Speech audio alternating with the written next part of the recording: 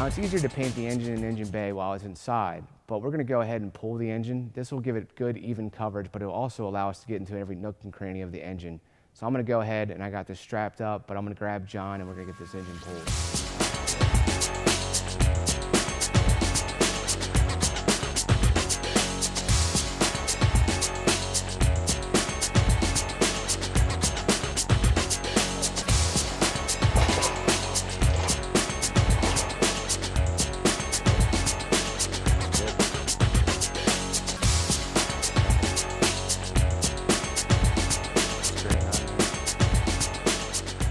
So we're going to paint our engine block with VHT's gloss yellow engine enamel. But before we can get started, we need to make sure that our engine block is nice and prepped and ready for a fresh coat of paint.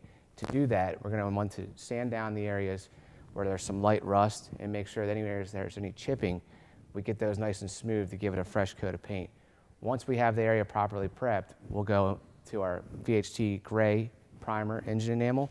We'll lay that down and then we'll lay on our gloss yellow engine enamel. So we want to make sure we get rid of the areas with loose rust, and then also any areas where there's engine enamel placed, we want to make sure we give it a light scuff with our scuff pad. So a wire brush will also take care of any loose paint that needs to come off. So we used our wire brush and our scuff pad and we removed any loose rust and chips of paint here. We got the surface as smooth as we can, and now we're going to hit it with our prep spray, and that'll give it a nice clean surface to put our primer down on.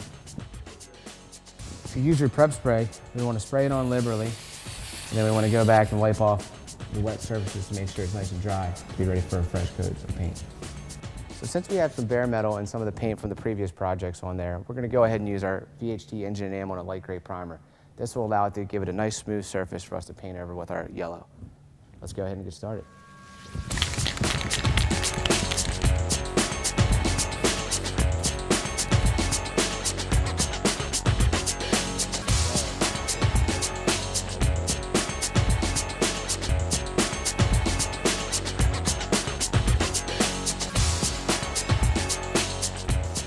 For even coverage, you want to make sure you apply it in a sweeping motion, holding it about 8 to 10 inches away from the surface. And for the nooks and crannies, you don't want to spray it too heavy in there because you'll get spots where it'll run. So make sure to still continue that even sweeping motion in an up and down manner to get into some of those hard to reach areas. So our primer's been drying for about an hour now, and it's dry to touch as you can see here. So we're going to go ahead and lay down our color coat, which will be a nice gloss yellow. When applying this one, the same rules apply as our primer. We'll do 2 light coats followed by a medium coat, and we'll wait 10 minutes in between each coat. So VHT's engine enamel withstands temperatures up to 550 degrees, but it's also great for high temperature and also high performance.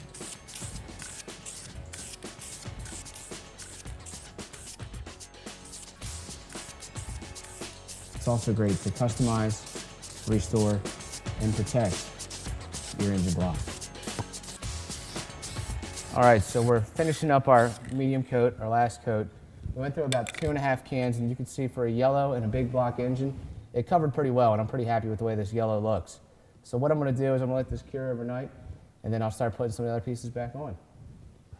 With the engine out, it's now time to get started on painting our engine bay. To do that, we're going to use our roll bar and chassis paint in the gloss black. But before we can begin any of that, John's going to go through some of the prep work that needs to be completed.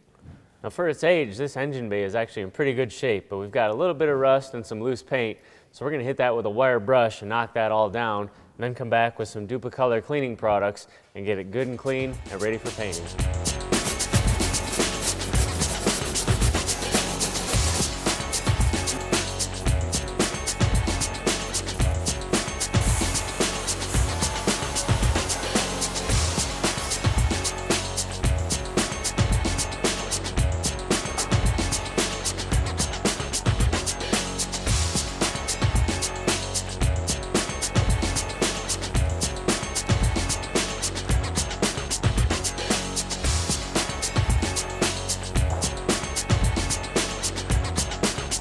So we finished our sanding and using our prep spray. Now we have some areas where there's a little bit of rust that's left behind. We're not going to be able to solve that, but we can stop it from spreading using our VHT rust converter. The other good part about that is that once we spray the rust converter, it'll be a nice primed surface that we can be ready to paint on. There's some other areas where there's some bare metal, like here and on the front, That's where we're going to use our VHT self-etch primer. Our self-etch primer will work great for adhesion to bare metal, and it'll give it a great prime surface that we can paint on. To apply a VHT's rust converter, you want to apply 2 to 3 light coats with no more than 2 minutes in between. Make sure to hold that about 8 to 10 inches away from the surface when spraying. Once it's converted, you'll notice that the surface turns black. That means you have a nice prime surface that's ready to be painted with your top coat. So VHT self-etch spray is great for bare metal. It'll give it maximum adhesion to allow for a great smooth looking top coat, and it'll also be corrosion resistant.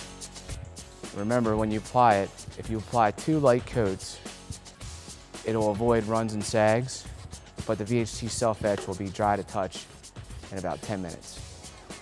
So we've taken care of our rust, we've sanded the engine bay. Any areas where there was bare metal, we used our VHT self-etch primer, and then we've also completed the taping. One thing we wanted to note was we taped off the areas where the AC and the cooling are, and then also we taped off any areas where we don't want the engine bay to show where the top coat paint will be. Now that we're properly prepped and scuffed, we're ready to paint the engine bay with our roll bar and chassis paint.